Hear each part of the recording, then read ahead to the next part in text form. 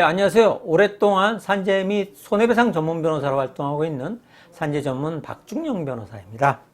오늘은 박변의 산재 이야기 106번째 시간으로 장해 등급을 받은 후 근제 처리 절차라는 주제로 이야기를 해볼까 합니다. 1991년생인 재해근로자는 산재사고 발생 후 6개월 정도 요양을 하였고 얼마 전에 장해급여를 신청해서 산재장해 10급을 받았습니다.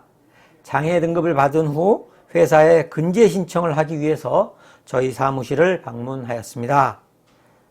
산재 사고를 당하면 회사에 근제 신청을 하라고 하던데 근제란 무엇일까요? 산재 사고가 발생한 경우 재해근로자는 근로복지공단에 산재 신청을 통하여 요양급여나 휴업급여 또는 장해급여 등을 받을 수 있습니다. 그러나 이러한 산재보험에 의한 보상이 피해 근로자의 손해를 모두 보상해 줄 수는 없습니다. 이러한 경우에 피해 근로자는 보상받지 못한 부분에 대하여 사업주를 상대로 손해배상 청구를 할 수 있습니다. 이러한 손해배상 청구에 대비하여 사업주는 민간보험회사에 근로자 재해 보상보험을 들기도 하는데 이러한 근로자 재해 보상보험을 줄여서 근제라고 합니다.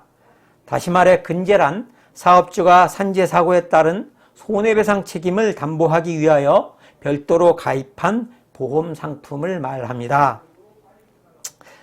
사업주에 대한 손해배상 청구와 근제보험 청구는 결국 같은 손해를 내용으로 하는 것으로 중복하여 청구할 수 없습니다.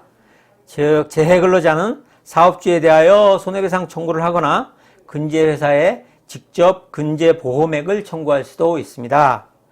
그렇지만 근제보험의 경우에는 사업주가 별도로 근제에 가입하지 않는 경우도 많고 가입하였다고 해도 가입 당시 한도액이 정해져 있기 때문에 손해배상액이 근제보험액을 초과하는 경우에는 그 초과 부분에 대해서 다시 사업주에게 청구를 해야 합니다.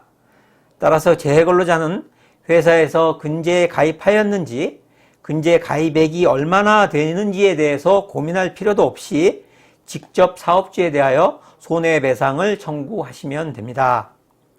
그렇다면 손해배상액은 어떻게 산정할까요? 손해배상액은 재해근로자의 나이, 급여, 노동능력 상실률, 재해자의 과실 비율에 따라 매우 편차가 큽니다. 따라서 소송 과정 중에 재해근로자인 원고가 신체 감정을 신청하고 그 결과가 나와야 어느 정도 정확한 배상액 산정이 가능합니다.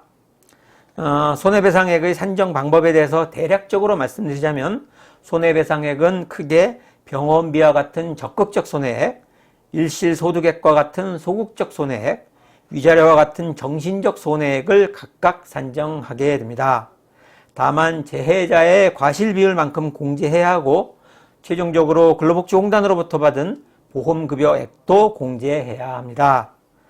지금까지 장해 등급을 받은 후 근제 처리 절차라는 주제로 이야기를 해보았습니다.